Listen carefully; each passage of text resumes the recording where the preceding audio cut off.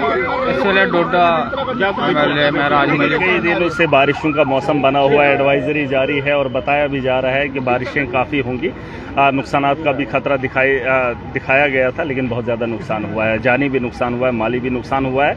और आप देख सकते हैं बड़े बड़े पुल ढहा कर ले गए हैं। जिस तरीके से आप किश्तवाड़ के अंदर टनों के हिसाब से जो बनाया गया था एक लोहे का ब्रिज, उसे भी जो है पानी अपने साथ लेकर आया है। ये मैं कह रहा हूँ कि ये पहाड़ों से आया हुआ पानी ही है जो आप इस शक्ल में देख रहे हैं। तवी के सामने बैठ के या चनाब की शक्ल में आप देख रहे हैं, चनाब का जो स्तर है वो ऊंचा आप देख रहे हैं। ये पहाड़ों से निकले हुए वही पानी है, वही नदी नाले हैं जो यहाँ आप देखने को मिल रहे हैं। और यहाँ पर भी जो हालात इसने जो मंजर बनाया, अब आगे वालों का क्या हाल होगा मुझे नहीं पता। आप अंदाज़ा लगा सकते हैं ये पानी कहीं जा रहा है और इसी पानी को रोकने की हम बातें कर रहे थे।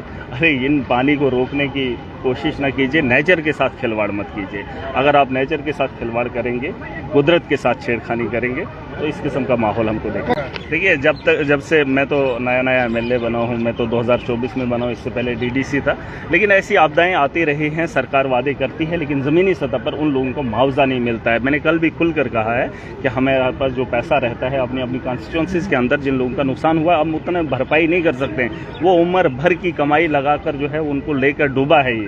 अब जो है उन लोगों को राहत देने के लिए हमारे हाथ भी बंधे हुए हैं, हमें थोड़ा सा इख्तियारात दिए जाएं ताकि हम उन लोगों को जो है उनके उसमें दर्द में शरीक हो जाएं, उनके स्ट्रक्चर की तामीर के लिए करें। वरना जिनका जानी नुकसान हुआ है, सरकार से मुझे नहीं लगता है उम्मीद, आज से पहले भी जो हुआ उनको कुछ नहीं मिला, स्ट्रक्चर हुए डैमेज, नुकसान हुआ, वो चीज़ें नहीं मिली, तो मुझे नहीं लगता आपके बाद। और कोशिश करनी चाहिए सरकार को कि बहुत बड़ा नुकसान क्योंकि तवी के किनारे बड़े सारे लोग जो तभी पूरी कोई छोड़ी नहीं है अभी। देखिए 1992 में इस किस्म का माहौल देखने को मिला था, लेकिन तब स्ट्रक्चर इतने नहीं थे, तब इतनी सड़कें नहीं थी। अब देखो जगह जगह पर सीमेंट मतलब लगाया गया है, सड़कों पे तारकोल बिछाया है। आप अंदाज़ा कर सकते हैं जब पानी को जज़ब होने के लिए जगह ही नहीं है तो ये पानी कहाँ जाएगा। जब आपने छतें तैयार की, जिस ज़मीन पे बारिश गिरती थी वो जज़ब हो जाती थी, अब जज़ब होने के लिए आपके पास जगह ही नहीं है, वो बची ही नहीं। और शहरों के अंदर तो ये सबसे बड़ी प्रॉब्लम है। कच्ची नालियाँ होती तब भी मान लेते, पक्के नाले बनाए हैं, पक्के मकान बनाए हैं, तो यकीनन पानी ने अपना तो कहीं न कहीं रास्ता निकालना है, जिसकी वजह से जो है बहुत सारा नुकसान। उमर साहब के लिए क्या? उमर साहब के लिए ये मैसेज रहेगा, जिस तरीके से मैंने कहा CDF से जो है MLAs वगैरह अगर लोगों को राहत देने का काम करेंगे, बहुत सारे लोगों का जिनका माली नुकसान हुआ है, घरों का नुकसान हुआ है, उनको मुझे लगता है उसके लिए जो है सरकार अगर इतनी पहल करे ये बहुत बड़ी बात होगी।